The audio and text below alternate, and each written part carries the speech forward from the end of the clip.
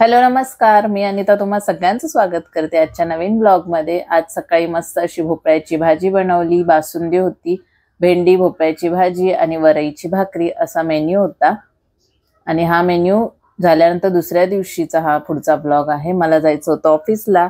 या दिवशी green colour होता, मी ग्रीन कलरची साडी नेसली होती। सकाळी खूप जास्त घाई होती म्हणून फक्त खिचडी बनवली होती, जी तुम्हाला सगळ्यांना येतेच बनवायला।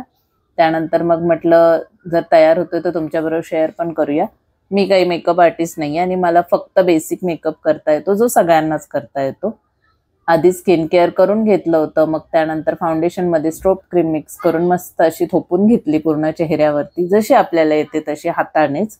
कारण स्पंज किंवा ब्रश सगळं काही असलं तरीही वेळ पुरेसा नसतो। त्यानंतर जिथे जिथे डॉट्स आहेत तिथे छान कन्सिलर लावून घेतलं।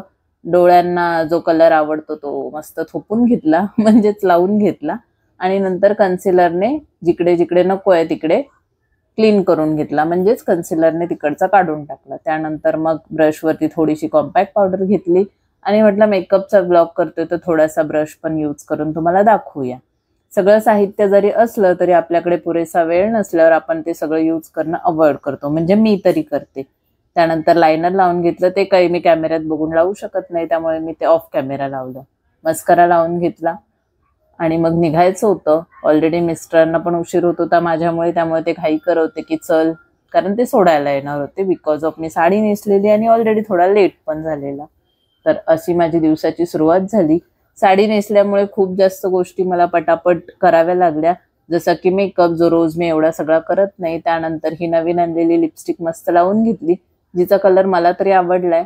माहित नाही आता कसा दिसतोय, तुम्हाला मी पूर्ण लुक नंतर शेअर करतेच।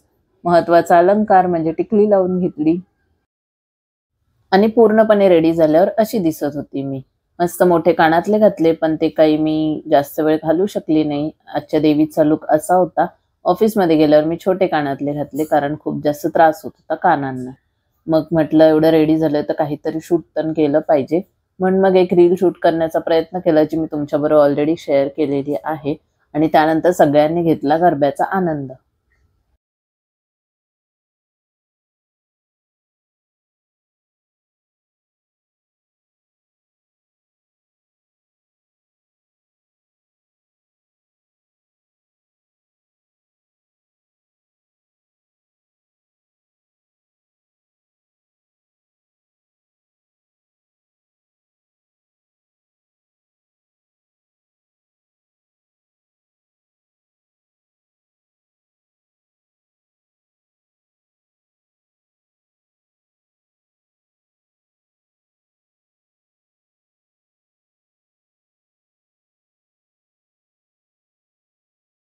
आज मी गरबा नाही खेळू शकले कारण माझ्याकडे खूप जास्त काम होतं आणि फ्रायडे असल्यामुळे मला ते आजच संपवायचं होतं।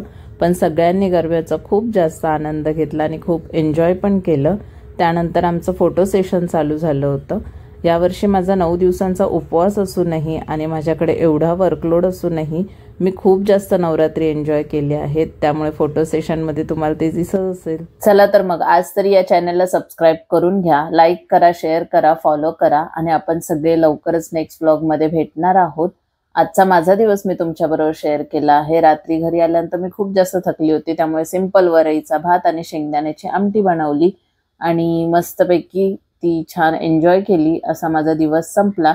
तुम्ही नवरात्रीमध्ये काय काय केलं मला कमेंट करून नक्की सांगा। चला